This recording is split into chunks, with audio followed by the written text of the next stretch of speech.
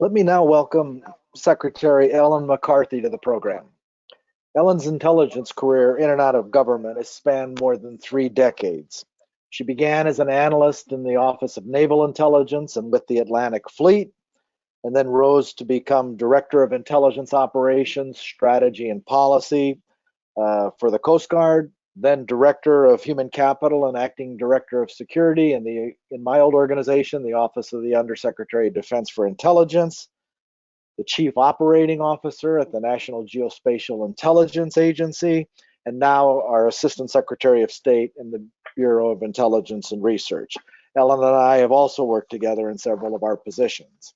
In the private sector, she has served as President of the Intelligence and National Security Alliance and as President of Nobilis, a new firm serving the intelligence community. Ellen, it's great to see you. Welcome to our OSO Social Conversation series. It's so good to be here. So this program is also called INR75. This is the 75th year of the birth of, or anniversary of the birth of the Bureau of Intelligence and Research. Tell us for a few minutes about its emergence out of the Office of the Strategic Services. Well, Mike, again, thank you for hosting tonight. It's so good to see you. And I want to congratulate the OSS Society for celebrating 75 years. INR is absolutely a huge part of that legacy, and it's because we're directly tied to the OSS. So if you think about it, while we're celebrating the end of the OSS, we're also celebrating the beginning of INR. And it really began with OSS's Research and Analysis branch. So the OSS's Research and Analysis branch was staffed with some of the country's brightest historians, economists, political scientists, psychologists, anthropologists, artists in the mid-1940s.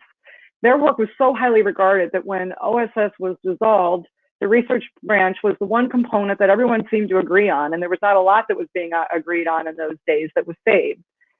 General Donovan absolutely had a soft spot for RNA, and literally on his last day of work, referred to RNA as the branch that really was, he quoted, much of our success was based on good old-fashioned intellectual sweat.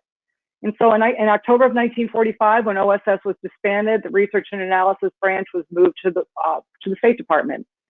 So President Truman was not a fan of Donovan or the OSS, but he also had a soft spot for its analysts. And upon signing the letter that transferred the Research and Analysis branch, he was quoted as saying, "This marks the beginning of the development of a coordinated system of foreign intelligence within the permanent framework of the government." You know, I think I've learned that timing is really everything, because Donovan had been working with President Roosevelt on creating a independent intelligence organization. And, you know, when President Roosevelt passed away rather suddenly, that sort of put the end to any and all of those plans. President Truman did not share his great affection for Donovan nor for the plan. And so that's one reason why Research and Analysis moved to state. So today that bureau exists today as the Bureau of Intelligence and Research, what we are called INR.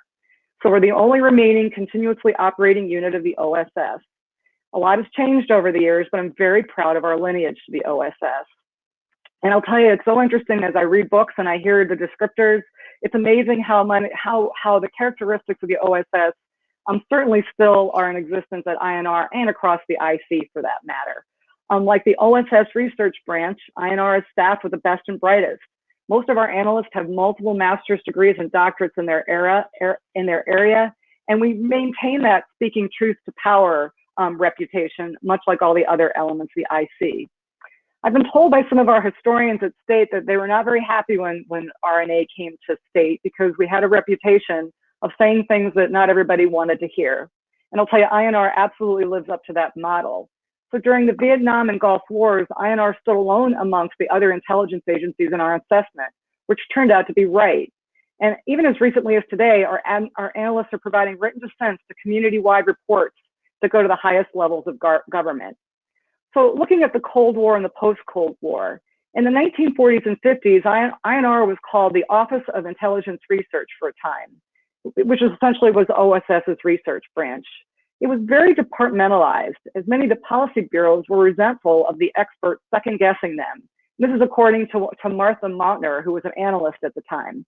The office at that time had a very extensive staff of serious scholars on Soviet and Russian affairs. It really was the only major center in the United States for that kind of work, as most of the universities had not developed their Soviet studies programs. During these early years, INR produced a series of basic intelligence studies, which were called National Intelligence Surveys. Their aim was to prepare the warrior diplomats for deployments. But in the early 60s, as the Cold War tensions intensified, INR's outputs increasingly emphasized current intelligence. The National Intelligence Surveys and the basic research and biographical data were actually pulled out of State Department and transferred to CIA. That left INR operating with about 400 people. I'm going to talk about that a little more later, or at least I hope you'll give me a chance to talk a little bit more about that later. So when we started, we were about 1,500 people, and at that point, we were down to 400. We became much more current focused, and it was translated into daily morning briefings for the Secretary of State and round the clock estimates for the Bureau principals. As its products diversified, so did our personnel. Foreign service officers began rotating in and out of INR in greater frequency, which really provides for more country experience and providing the civil service with more connectivity to the foreign service. In the decades that followed, INR would be called upon to separate actionable signals from geopolitical noise, from China's race to the bomb to Iraq's missing stockpiles. Time and time again, INR's products and personnel and the culture underwriting them would deliver. So where is INR today?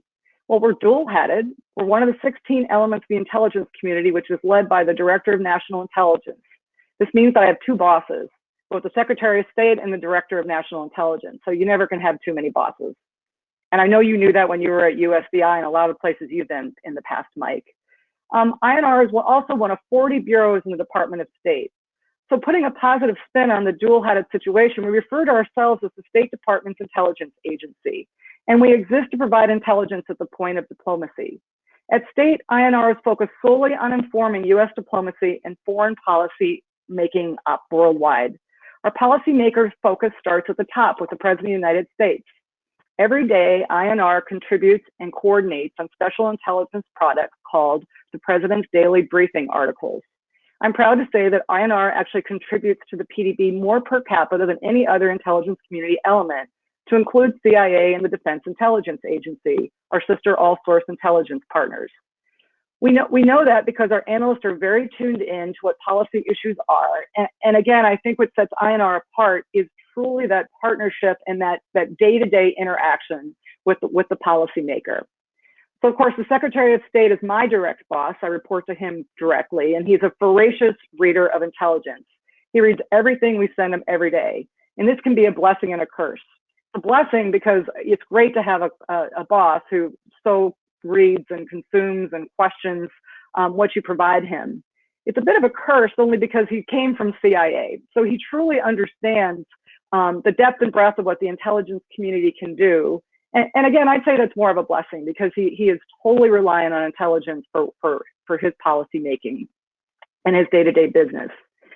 We have an INR briefer and an executive staff who ensures that the Secretary receives his intelligence book every morning and that they respond to his questions or requests as quickly as possible, whether those are questions are vetted to INR or sent out over the broader IC. And trust me, he's not afraid to ask any questions.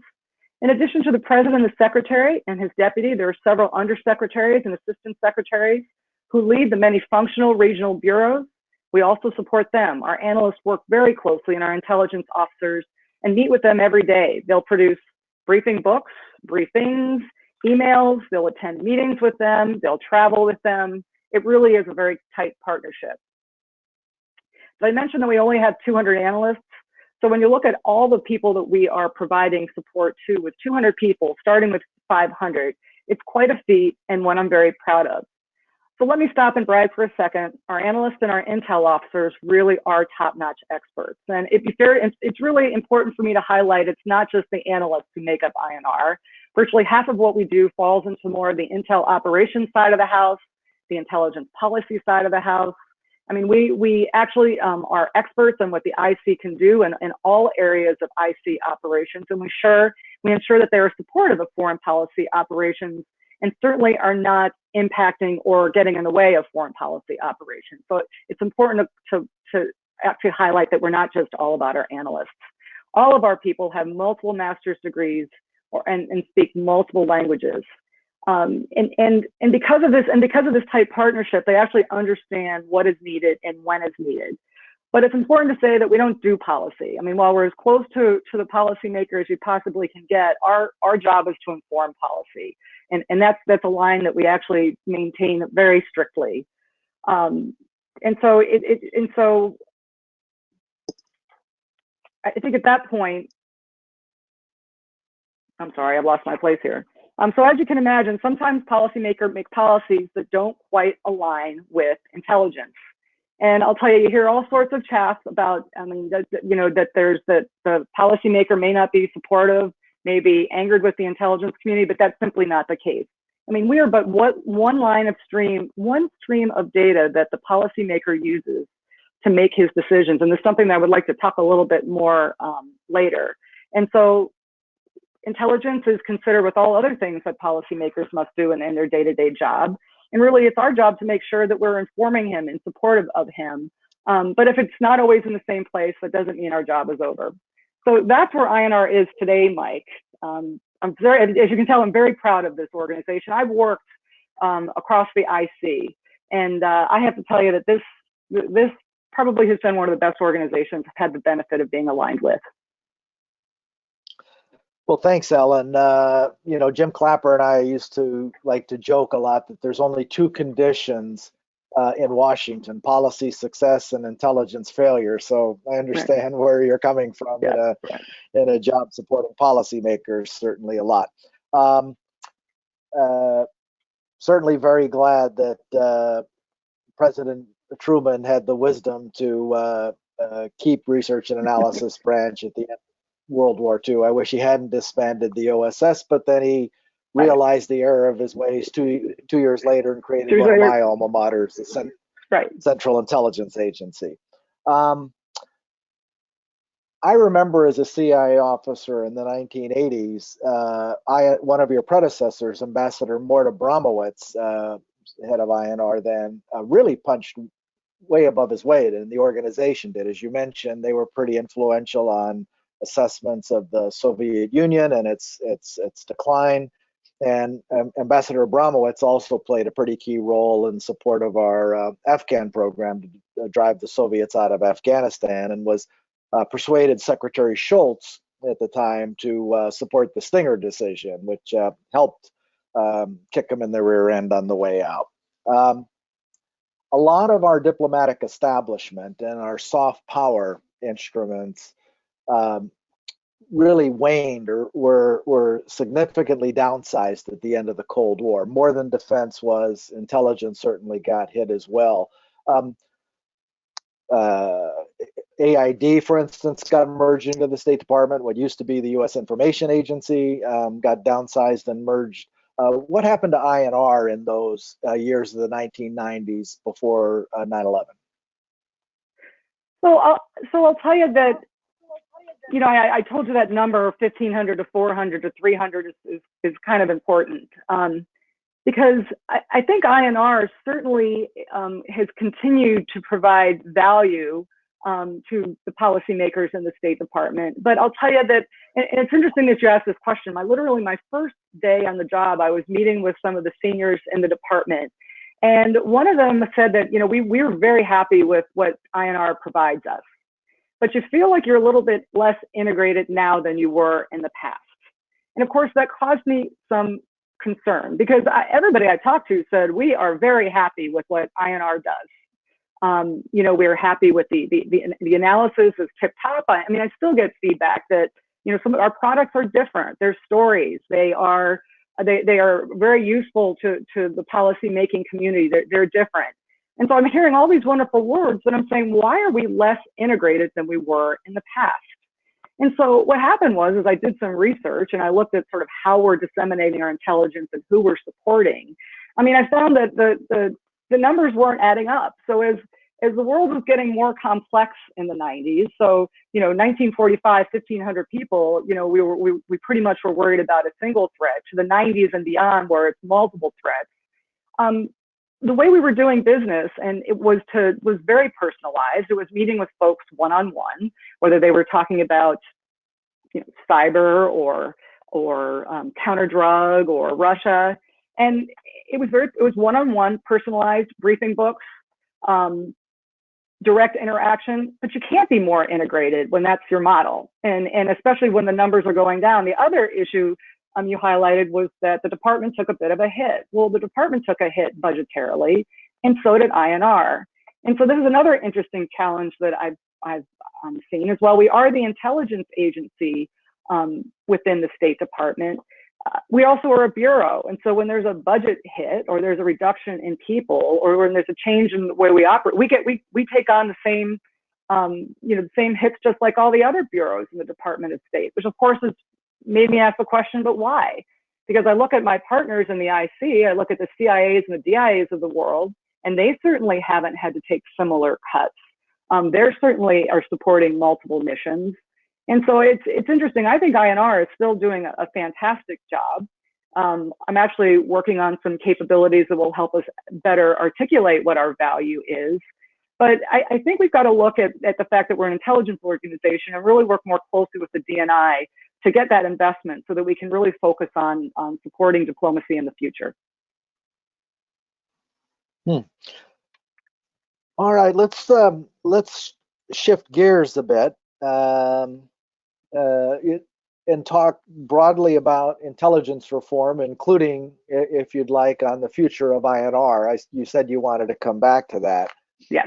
But you've spent nearly 3 decades as an intelligence officer, as we discussed earlier, in a wide range of positions and have broad experience across the intelligence community. Do you think the IC needs to further change going forward to better address the national security challenges we have looking ahead, and also new opportunities offered by new technologies, whether it be organizational reform, change in how we manage and bring in talent, shift in mission focus? Over to you. Well, there's about a billion ways you can take this question, Mike. I'll tell you that the one nice thing about it being there's a whole lot of reasons that I'm happy that it's our 75th anniversary now, because first, it's just so important, especially during these times. And one reason why I have such high regard for the OSS Society, to celebrate our tradecraft and where we came from, and really to just remind all of us why it is we do what we do, and we continue to do such great work. But I also think it's really important to understand your history, to understand better about where it is you should be going. And so the 75th anniversary of INR has turned out to be a fabulous platform to really look at the things that we need to improve upon, invest in as we look out towards the future. I'll tell you that one thing I did very early on in my time at INR was I developed a 5-year strategy called INR75, which is linked to people's dollars and resources. This is not a new thing for the Department of Defense. It's not a new thing for the intelligence community, but it is a new thing for INR. And really critical to the success of this is having a DNI that is supportive of some of the things that we want to do. And so as you ask the question about what are some of the things the IC should be doing, I'd love to wrap that answer up in the context of, what can the IC do for INR to help us get to where it is that we want to be going? And there's so many areas, as you mentioned, that I could go into that are actually included in this strategy. I'll just pick a couple for now. So one thing I would love to see the DNI do, and by the way, I talk to the DNI about this all the time and his staff, but I would really love to see the folks at the ODNI take a fresh look at whether intel resources are aligned to national security priorities. And if there are gaps, to come up with some creative ways for leveraging open source to fill in those gaps. The reason that is particularly problematic for us at State is because we have a global mandate. So of course we are focused and prioritize the national security strategy, but we also have a global mission, and INR is expected to support diplomacy around the world in just so many areas. And while the community is shifting to Russia and China in accordance with the National Defense Strategy and the National Intelligence Strategy, we're already seeing the impacts of these changes on global reporting. So, at the Department of State, as you know, we are the diplomatic arm of the national security cadre, and we require intelligence on issues worldwide just all of the time. So I really think I would like to see the DNI to really look at intelligence requirements, really assess our resources along those requirements, and where there are gaps, let's have a strategic dialogue about how we can fill those gaps in. And I'll tell you, I think State Department can play a very critical role in that regard, given our cables and our worldwide presence. So that's something that I would love to see going forward. I also would like to see the DNI as an advocate and really to lead the community in preparing for future intelligence challenges that are community-wide missions, not just part of the day-to-day agency individual operations and focus areas. So one area that might resonate with you is that, I think there's this gap between traditional diplomacy and traditional warfare, and it's just growing wider and wider. And our adversaries are absolutely taking advantage of this gap. If you look at China and Russia and Iran and North Korea, as they employ a wider range of political, informational, military, and economic measures to undermine U.S. interests or those of our friends and allies. And it's interesting, they keep those activities just below the threshold so it doesn't solicit a serious response. And we're just now coming to the realization that that's what they're doing. So included in my strategy are building in some areas to be better postured to address some of these issues. The congressman talked about many of them. So emerging technologies, supply chain risk management, cyber threats, cyber actors, the influence of China and Russia. The list goes on and on. In INR, we've stood up an Office of Emerging Technologies, and we've merged it with our cyber office to bring in some of that technical expertise to add to the more political science focus at INR. But again, our problem is resources. We just don't have the resources to keep pace with the rate of change. And so speaking of resources, have I not said this enough? Seriously, we need more resources. And we really need DNI advocacy, but like the rest of the IC, and this is not a challenge just for INR, but it's because I work at INR, it's one that I'm putting some focus on, is that I think we in the IC really need to better articulate our value. We need to be customer focused, client focused. Is our intelligence really leading to better policies, to different targeting decisions, can we articulate this? This is very business-like, but it's because I've spent some time out in the private sector. And I really think that we need to apply some of those standards that apply in the private sector to how we look at aligning resources and priorities. So, I already told you that we were 1,600 in 1945 and we're down to about 300 now. And I've put together a strategy that lays out some specific goals. But critical to the success of that plan, to get the support of the Secretary, to get the support of the DNI and OMB and the Hill, is to be able to highlight specifically what our value is. And so it really is about we need analytics, we need data analytics, we need business intelligence tools. I'll tell you, at INR, we've already started to move in that direction. One thing that we just launched actually 2 weeks ago was a new content management system, a new website called Tempo. We launched it on the JWIX side first, but it's going to be out on CIPRNet, and there's a pared down version of it on the Unclass side. And it is a new digital platform. It should look a lot like The Wire, because I actually brought the person over who created The Wire to INR to develop Tempo. And the goal of Tempo is really to help push out INR's very unique products and services, and to really get it out to across the community, across the government, and mostly within the State Department, especially at the posts. But an important capability that's embedded in Tempo is some just basic business analytics capabilities. So I know INR is good. I hear INR is good. I go to the Hill, I go to the DNI, I do my budget requests, I provide the justification. But my problem is I really can't say how our products are being used. And again, this is not just a challenge for INR. With Tempo and some of the basic business analytics capabilities, and we're already seeing it just on the launch, I can actually go and say, no, this is where it's being used, this is where it's being taken, it has been incorporated into a policy initiative. I actually can talk about it. And I'll tell you that I think that, this is just the start. We're gonna take advantage of Tempo and some of the other capabilities it has to offer, and embed even more business analytic capabilities to articulate how many people do we need, where do we need to put them, how are they doing. So I'm very excited about this. So as long as we're talking about Tempo, the fourth thing that I'd like to highlight, and I'll be done answering your question, is, and again, this is a question that I'm looking at with INR, but I think it's one that the IC needs to look at, is it's really an issue of our integration and our access. And so I say that because you look at you look at the history of the intelligence community, and you look at INR. We started as the research analysis branch. We were the librarians. I mean, we worked in the open source field. But just like all the other agencies in the IC, as we got better at working and collecting and analyzing this exquisite analysis, of course, it became and capabilities, it was only available at the very highest level, at the top secret and above level on systems that can only be accessed by other intelligence organizations, or only certain people in the policy realm that happen to have access to it.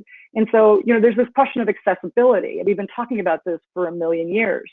And so here we are, we're producing intelligence that, in the case of INR, we actually start with the open source world, but because the architecture is such, we're pushing it out on the TSSCI framework, but all of our clients are operating at secret and below. I'll tell you, and so this is where Tempo is going to become very, very helpful. So not only am I asking INR to sort of go back to its roots and really push out more of its products at the secret level or below, but Tempo is actually providing very incredible capability at the SIPRNet level and below, which means I'm very excited that folks at the posts and folks outside of State Department are now going to get the benefit of all that we do. Something else that happened, and I think the IC is going to see it's a great benefit from COVID, is also just open source production. Something that we did right away after COVID was I asked my analysts to start writing UFO products. We call them commentaries. We've written hundreds of these products since COVID started, and it's interesting how far they have gone. They've made it to the president. They've made it to the chairman of the Joint Chiefs. They've made it into the president's daily briefing. It is incredible, the success of this product. And, I've had people say, oh, Ellen, those are just media analysis. That's not real intelligence. Well, I don't really care, because I've got analysts with 17 years experience in an area who speak multiple languages. This just shows that our policymakers are starving for data and insights that they can use. And so these commentaries have been a huge success. And this gets to my last piece about integration. So it's accessibility and integration. So we produce at the highest level. Our clients are operating at lower levels. We are operating in a world where data is expanding dramatically, and the private sector has gotten really good at developing tools that it can actually develop. You can find unique insights with data. And so if I'm not getting, so going back to that very senior guy who said to me, INR doesn't feel quite as integrated as it was in the past. I wonder if it's because our policymakers can get access to those data and insights from other sources. My concern is that I don't think those insights are nearly as good as the insights that the analysts at INR and the IC can provide. So we really need to look at how are we incorporating this data and these tools into our day-to-day business and integrating with the policymaker. And again, that gets to the business analytic tools. I want to know that my intelligence is actually informing decisions and not informing other analysts across the IC. So I gave you 4. Very, very good. Well, good on you, Ellen. I think it's long overdue that state have its version of WIRE, and you've tailored it to the State Department, and that's really a very good initiative. Got a few questions from the audience now. I'd like to ask you. Some of it you've touched on, but so you can take it in any direction you want. One person referred to the investments that China is making in emerging technologies, in this particular case in quantum computing, but also in artificial intelligence, automation, biotechnology. As you heard from my conversation with Congressman Waltz, I strongly believe we're in an innovation arms race, to use that term loosely, with China, and that will determine a lot about the future of international relations 30 years from now. I'm glad to hear that you're refashioning INR to look at some of these emerging technologies. If you could talk a bit about that more, and then also how you're exploiting some of these technologies like automation and AI to enhance the work of INR, as well as reporting on what others are doing. Yeah, well, it really is a double-edged sword, isn't it? On the one hand, all these tools will really help us do our job, but on the other hand, they're also helping our adversaries do their job, which is why, I'm very excited at the prospect of getting some more folks with some technical skills into INR that can help inform the policymaker about just how those systems are being used, so we can get in front of it. I'll tell you, on some level, I think we've had some success with that as we've looked at the 5G and Huawei, and how our allies may be incorporating Huawei into their architecture and the things they need to do about it. And so I think this is actually an incredible example of where this linkage with intelligence and the policymaker can help. Certainly help the policymaker in this case, and inform those mostly in our allies in NATO and in Europe, at least understand what they're getting into, and then let's come up with some mitigation for dealing with that. And I think it's been a real success story. So, I mean, in terms of how are we leveraging AI, I'll tell you that to do our job, I'll tell you this is where I get to that resource issue. This is where I've laid out a strategy that has various initiatives. I'll tell you one of my priorities going into this next fiscal year. Tempo was for this last fiscal year, but going into the next fiscal year is I really want to move all of our data out into the cloud. Most of the other agencies have gone there, but we're not quite there yet. And so the DNI is actually helping us in this regard. I mean, I think that's critically important then, once we have our data in a place where we can now use some of the tools and capabilities that have already been provided to the IC that we just don't have access to, especially in the open source realm. I'll tell you that is a focus area for us. And so I'll tell you that's something that we're looking at doing in this next fiscal year. And I think that's going to take INR to a whole different level in terms of how we do our analysis. Another example is I just the other day, I'm sorry. So, well, go ahead. Go ahead and finish. No, that's okay. So there's a related question to that, which is, one of the technology research arms of the IC is the Intelligence Advanced Research Projects Agency, the IC equivalent of DARPA. One of our viewers has a question for you about what's INR's relationship with Iarpa. So, actually, it's interesting you said that. I've actually met with both DARPA and Iarpa because they both have approached INR and State Department for that matter as a very interesting place to do let's do some tests. Let's look at it as a sandbox where we can test some capabilities.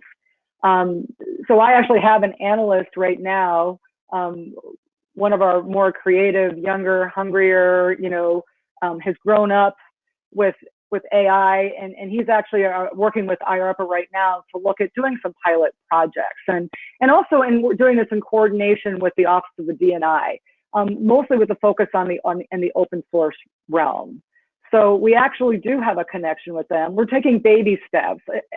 Mike, when I started at INR, our architecture was still very 1990s. If you saw our website, nobody was accessing it. We're still not using wing computers with floppy disks. I hope we got rid of the wangs. Clearly, I need more to drink. That's good. But no, we're producing 500 briefing books a day or a week. We're walking around the building carrying our pouches, much like I did when I started in the 1980s. And so I'll tell you that we're absolutely now, we're on a roll. We put together a strategy that lays out a vision, lays out some things that we want. We're collecting the data to show why we want it. Interestingly enough, just coming here on this venue and going out to DARPAs and Iarpas, and opening opening our doors to coming in and say, let's work with us, let's help us, let's look at making INR the foundation for open source intelligence across the IC. I think INR would be a great place to do that. In partnership with the open source environment, it's CIA. So the world is our oyster. All right. We've got time for one more question. We also talked earlier and talked with Congressman Waltz as well about the national security challenges of information influence operations, most notably by Russia, but now China and Iran and others following suit. How are you refashioning INR to cope with this challenge for the United States? Well, in analyzing foreign information influence, et cetera. The Global Engagement Center, which is an interagency capability, is actually housed within the State Department, and we are very closely aligned with the GEC in terms of their mission in that area. We actually bring some unique capabilities to the field in terms of working some of those areas. I'll tell you one that I haven't talked about, but it is our opinion polling capability, which is actually very interesting. It's something that's been in State Department for 40 years. It's actually pretty new to INR, and it really is a unique intelligence capability that's particularly beneficial when you look at this sort of area. So, we have these bright data scientists, bright political scientists, these methodologists who develop the questions, analyze the data, compare it to the intelligence, and they can make a prediction, or they can provide some insight, and they're really good. In fact, they're about 90% accurate, even in areas where the rest of the IC is probably on a different side. So that's one area that INR, and we're looking to invest in that area to do more, so that we can actually look at as I talk about this chasm between diplomacy and military, that we can actually fill in that role and get better at it. All right. Well, Ellen, it's been wonderful to see you again, and applaud so much of what you're doing, and wish you all the best in the remainder of your tenure. And I hope your tenure lasts a long time, because you're doing really good work.